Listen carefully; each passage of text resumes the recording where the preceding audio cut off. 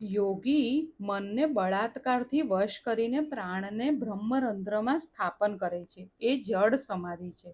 તેના કરતાં મન પર બળાત્કાર કર્યા વગર પ્રેમથી તેને મનને સમજાવીને વિષયોમાંથી હટાવી લો તો તે સારું છે. તેને કઈ કહેવાય? ચેતન સમાધિ. બળાત્કારથી મન ઉપર બળાત્કાર કરીને તેને વશ કરીએ એ જડ સમાધિ, અને એને પ્રેમથી સમજાવીએ એટલે ભક્તિ માર્ગમાં આગળ વધીએ તેને ચેતન સમાધિ કહેવાય. વિશ્વામિત્રની સમાધિ જડ હતી. તેમણે 60,000 વર્ષ તપ કર્યું, પણ મેનકાને જોઈને તેમનું મન લલચાઈ ગયું. સમાધિ સહજ હોવી જોઈએ. સાધો સહજ સમાધિ ભલી. આવી સહજ સમાધિ શેમાં છે? શ્રી કૃષ્ણ લીલામાં છે. કનૈયાની વાંસળી સાંભળીને કૃષ્ણ કથાનું શ્રવણ કરતા, કૃષ્ણ કથાનું વર્ણન કરતા આંખો ઉઘાડી હોવા છતાં સમાધિ લાગે છે. ગોપીઓએ કદી પણ નાક પકડીને સમાધિ લગાડવાનો પ્રયત્ન કર્યો નથી.